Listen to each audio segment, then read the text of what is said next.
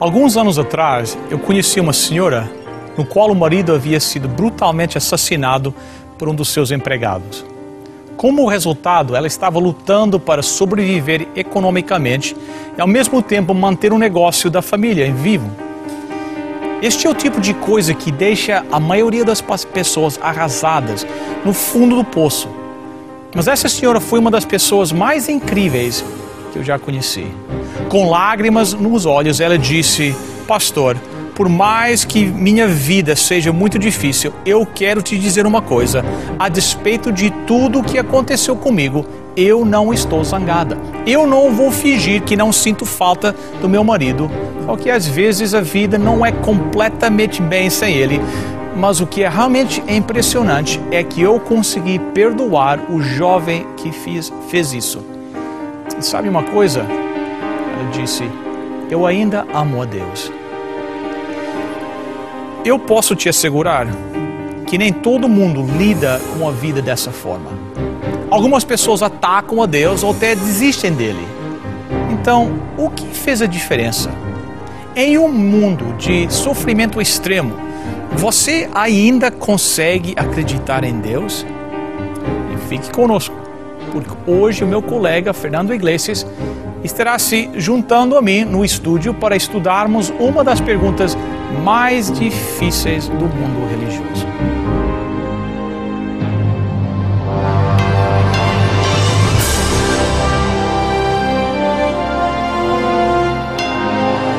Venceu a prova do tempo.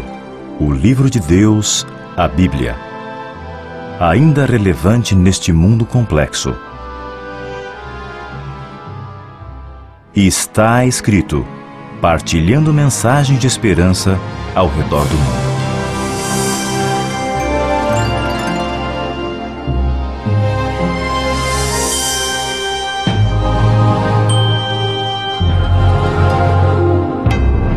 Outro dia eu escutei uma pessoa na televisão ridicularizando a fé das pessoas que buscaram a Deus após um desastre natural derrubou a sua casa.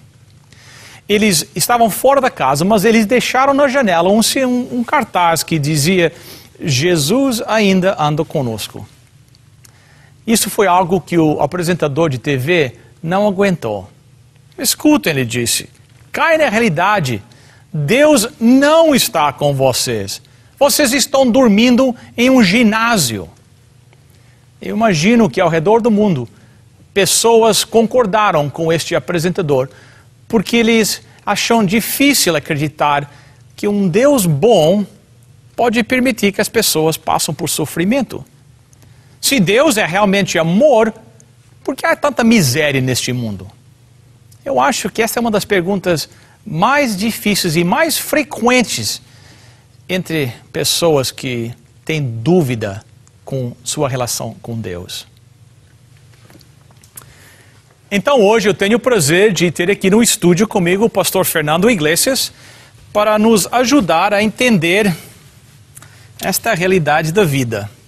Se Deus é bom, por que tanto sofrimento? Pastor Fernando, bem-vindo ao Está Escrito. Obrigado, prazer, viu? Muito obrigado pelo convite também. Nós agradecemos.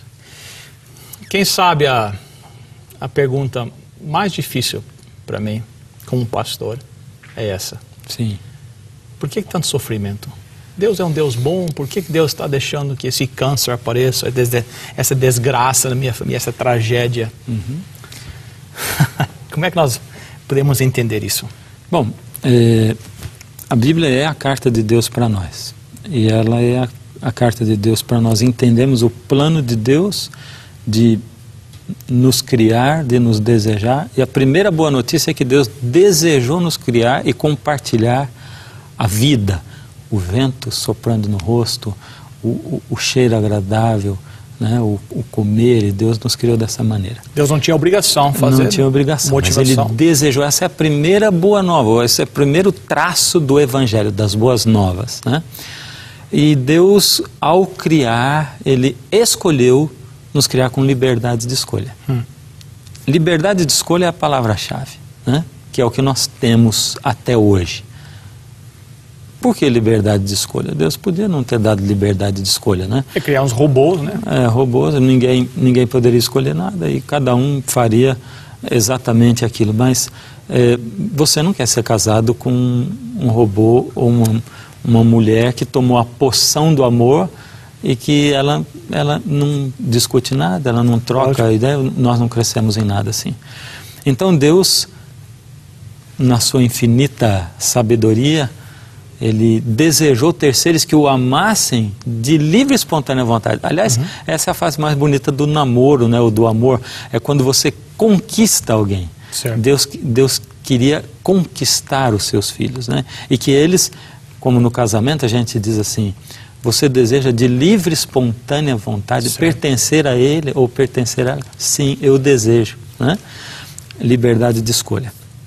Deus, fonte de vida, desejou criar. Então, como nós, seres humanos, criamos um liquidificador, e aí ligamos na tomada, que é a fonte do liquidificador, para ele funcionar. E aí tem uma historinha do porquinho que queria ter o liquidificador.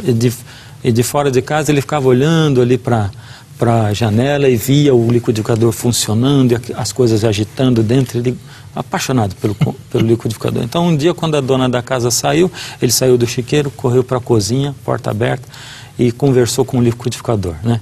Essa não é verdade, é só uma parábola. Aí o porquinho disse assim: puxa, amigo, vamos passear, você não conhece lá fora, nunca sentiu o vento no seu rosto e tal. E o liquidificador: não, minha dona disse que eu não posso sair daqui, porque se eu desligar da tomada eu não vou funcionar.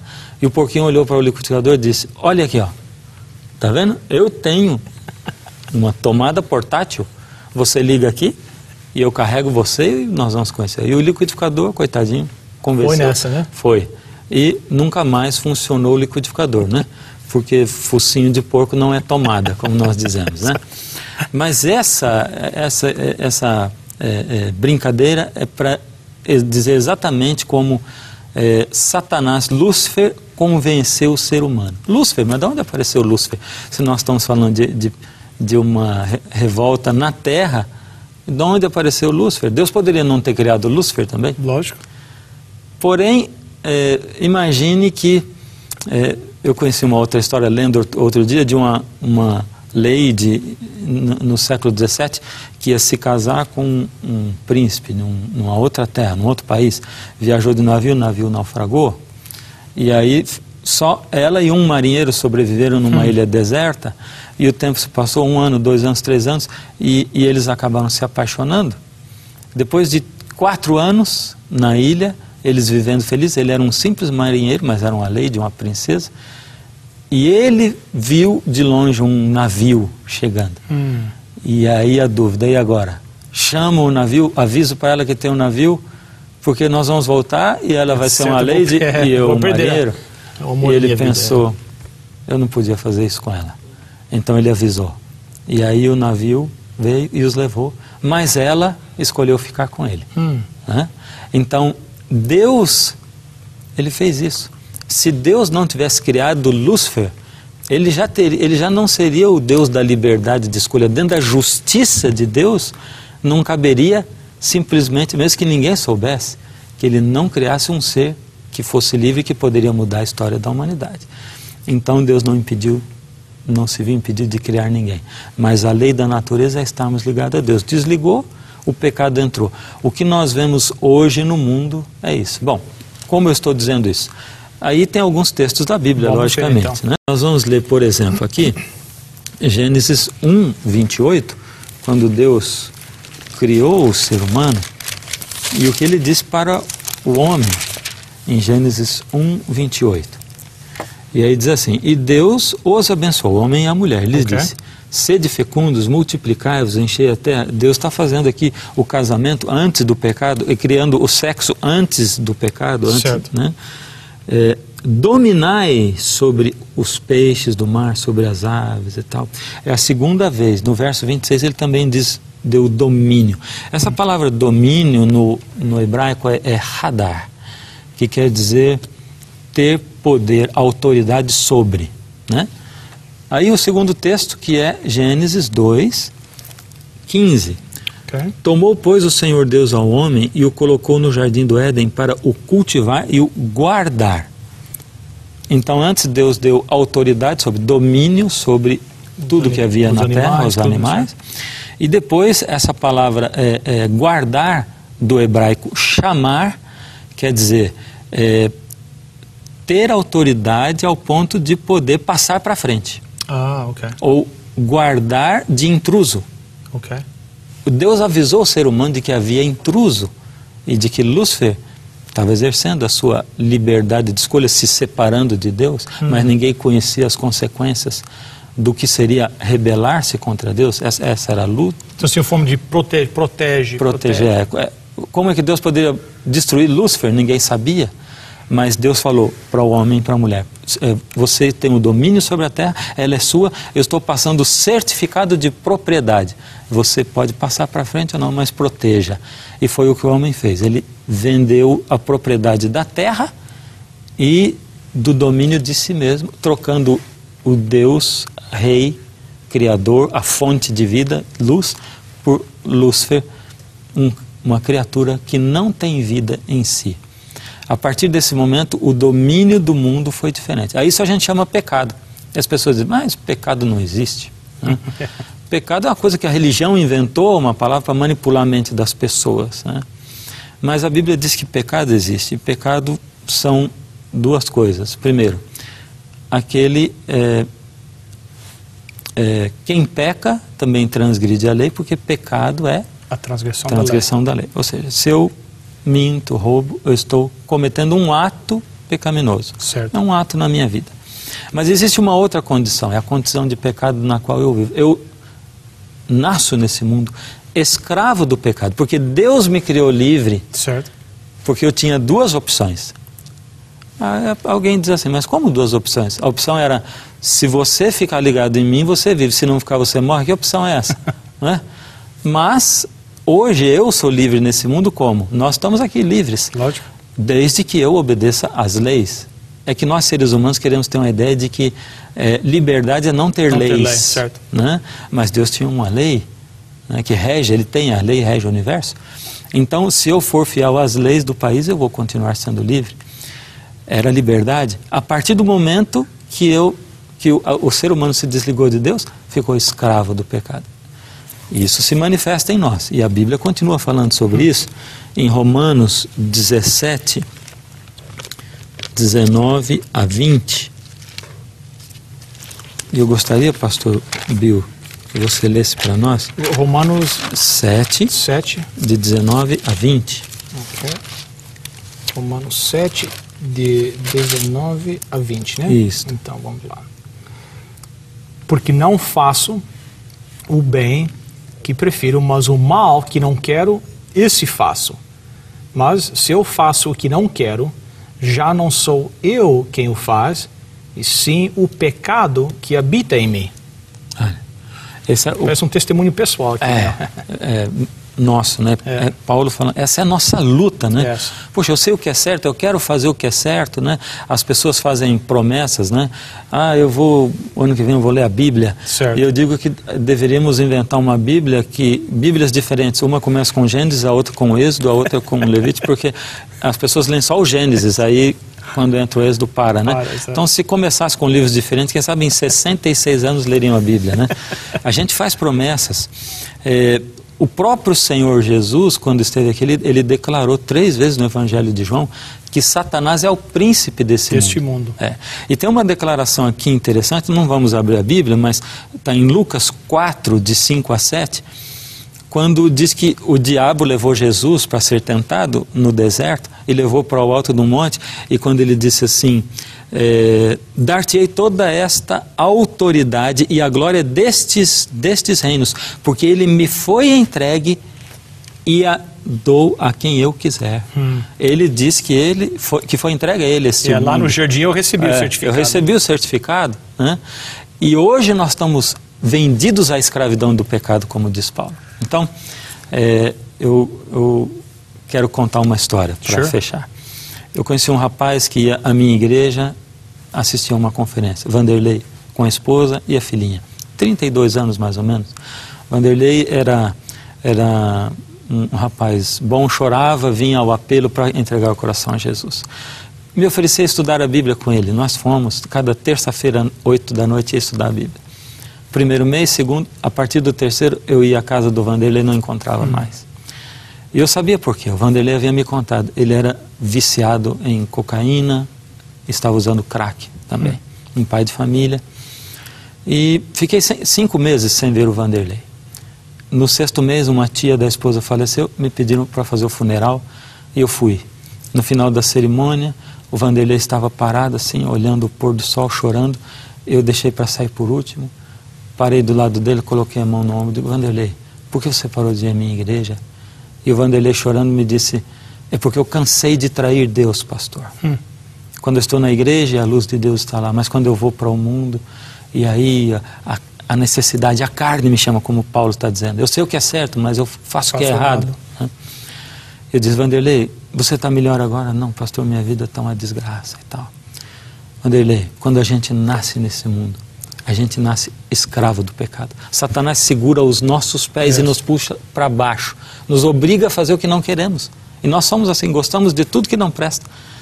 Como alguém se vicia em álcool, toma um whisky, é horrível o gosto, mas toma, fuma, tosse e depois se vicia. Nós somos assim, gostamos de comer o que não presta, gostamos de ver na televisão o que não presta, né?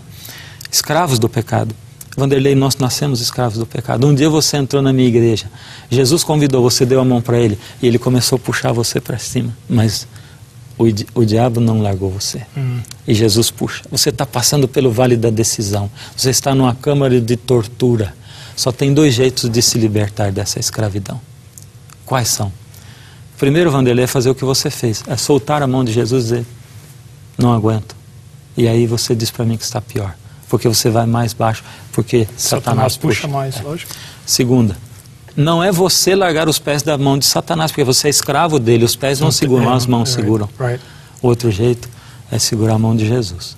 E aí, Vanderlei, outro dia em casa, eu ia despedir do meu menino à noite, meia-noite, sábado para domingo. 1h da manhã tínhamos um compromisso com os juvenis da igreja, ele queria ir. E eu dei um beijo, disse: boa noite, filho. Fui saindo do quarto e disse: papai, pois não, o senhor vai amanhã no encontro com os juvenis? Vou. Me chama porque eu quero ir, mas era meia-noite. Fui sair do quarto e disse: boa noite, filho. Papai, pois não, filho. Papai, é que eu estou com muito sono, pai. Se você me chamar amanhã e eu disser: pode ir, eu não quero ir, vou dormir. Não acredita em mim, pai, eu quero ir sim. E eu disse: Vanderlei, você segura a mão de Jesus. E aí quando você estiver a ponto de arrebentar, você diz: Jesus, mesmo que eu diga, larga minha mão, não acredita em mim porque eu quero. E Jesus, usando a sua liberdade de escolha, que Ele devolveu a você com o sangue dEle, aí vai tomar suas mãos. E quando você pensar que for arrebentado, o que vai arrebentar é o lado mais fraco, que é Satanás. E você vai estar na mão de Jesus. E Vanderlei pegou a mão de Jesus, e o Vanderlei se voltou para Jesus, e a sua esposa se batizou, e ele se libertou das drogas. E o Senhor Jesus é aquele que liberta. Ele nos escolheu, nos criou, o pecado entrou, ele se ofereceu para morrer, pagou o preço, e ele é quem nos dá liberdade. E continuou lá, né? É isso. A Bíblia nos diz que enquanto nós éramos ainda pecadores, né? Enquanto éramos pecadores, ele nos amou assim. Alguém me disse uma vez que nesse trabalho que nós nos encontramos, às vezes surgem dúvidas, né? Nós falamos num programa sobre dúvidas, né? Sim. Sobre a nossa preparação, nossa capacidade, né? E alguém me falou um dia, ele disse: Deus, no seu conhecimento infinito, sabe todo o pecado que você já cometeu e todo o pecado que você irá cometer. Não é? Nós podemos às vezes esconder dos outros, das outras pessoas, mas de Deus nada é escondido, né? Deus sabe todos os erros que eu já cometi e todos os erros que eu vou cometer. E mesmo sabendo isso, Ele escolheu me amar. Foi uma escolha dele, né? E me criar, e me fazer. Ele diz para Jeremias assim: Jeremias, antes que eu te formasse no ventre materno, eu te escolhi, né? Exato. Olha que coisa, quer dizer, eu escolhi você para nascer aqui, para te dar a oportunidade de ter a vida eterna. Passar por um um sofrimento. Bem, a realidade é que neste mundo a questão não é se vamos sofrer, a questão é quando é que vamos sofrer. Exatamente. E quanto vamos sofrer. É a realidade que cada um de nós vai sofrer. Mas que quadro bonito lembrar que Deus nos pega pelas mãos, pelos braços. E nos puxa. Esse é o nosso momento de decisão, né? Muitos passam pelo vale da decisão. Aquele momento onde tem que tomar uma atitude, porque Deus já está chamando e puxando muito, né? E conforme Ele puxa para Ele, outras coisas puxam também, e você tem que passar por isso. Existe uma música e um clipe musical de um cantor chamado Ray Boltz, que eu aprecio várias músicas dele. Essa música se chama One Drop of Blood, né? E o clipe musical se passa dentro de uma corte, de um tribunal, e ali está o acusador, e acusando as pessoas, e aqueles que têm a sua justiça para apresentar, eles são presos, o acusador os derrota, mas aqueles que no momento de serem acusados dos seus pecados, das suas falhas, eles, das vezes em que desconfiaram de Deus, ou se sentiram decepcionados com Deus, ou porque acharam que Deus não ouviu, ou que não fez, porque Deus responde, às vezes Ele diz não, às vezes Ele diz sim, e às vezes Ele diz espera, né? Então, ali, enquanto o acusador, no clipe, acusa, a balança vai pesando, né? Os trapos de imundícia, e de repente o cantor diz, de repente uma gota de sangue caiu do céu em cima do prato da balança, e aí faz assim a balança, uma coisa linda. Que bênção. Vamos orar. Querido Pai, te agradecemos pelo teu amor e tua misericórdia para conosco. Pedimos que o Senhor esteja perto daqueles, todos os teus filhos, mas em especial aqueles que nesta hora estão passando por um sofrimento, que eles possam sentir a tua presença na vida deles. Nós te suplicamos por nome e por amor de Jesus. Amém.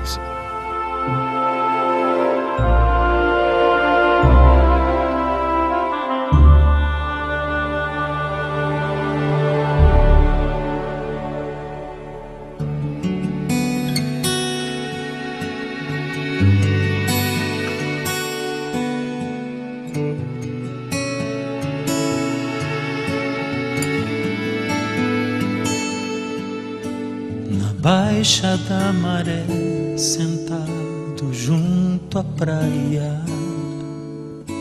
pedi que o mar levasse uma pergunta para Deus. Senhor, será que sabes como é duro aqui viver? Sofrer, chorar, ter fome e ver queridos a adormeci e de repente amanheceu. O sol deu vida a tudo e trouxe paz ao coração. Senti a brisa mansa, o Santo Espírito me encheu, e a voz do mar me trouxe uma resposta do meu Deus. Meu filho, não se esqueça que na terra eu já vivi. Andei com gente humilde, com pecadores eu comi. Passei necessidade, senti a dor da traição. O meu poder é de Deus, mas é de homem meu coração. Então chegou a vez, meu Senhor, me perguntar: será que já pensou como é difícil ser seu Deus? Falar pela palavra sem ninguém acreditar, querer falar de perto e ter que usar a voz do mar. Meu filho, não se esqueça que na terra já vivi. Andei com gente humilde, com pecadores eu comi. Passei necessidade, senti a dor da traição. O meu poder é de Deus, mas é de homem meu coração.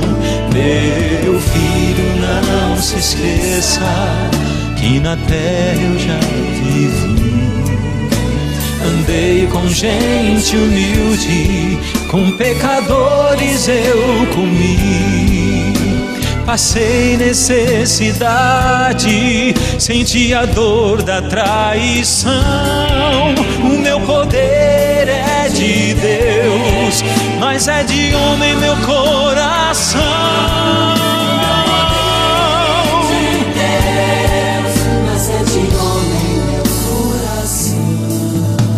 Ser Deus é ser um pai que foi traído pelos filhos, é dar a salvação a quem deseja se perder.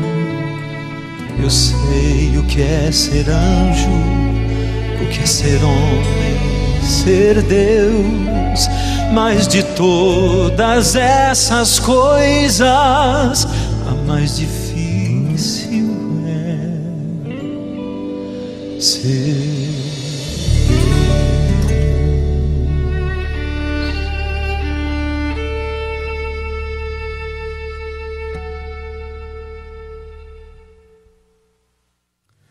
Bem, pastor Fernando, muito obrigado outra vez pela sua presença. Foi um prazer. Aqui. Aos nossos telespectadores, muito obrigado também por terem passado esta meia hora conosco. Lembre-se, se você perdeu algum programa desta série ou qualquer programa, você pode sempre visitar o nosso website, estaescrito.ca. Você até pode mandar um pedido de oração através do website também. Se Deus quiser, na próxima semana nós vamos estar aqui de novo. Espero que você esteja junto conosco. Até lá, lembre-se, está escrito: nem só de pão viverá o homem, mas de toda a palavra que procede da boca de Deus.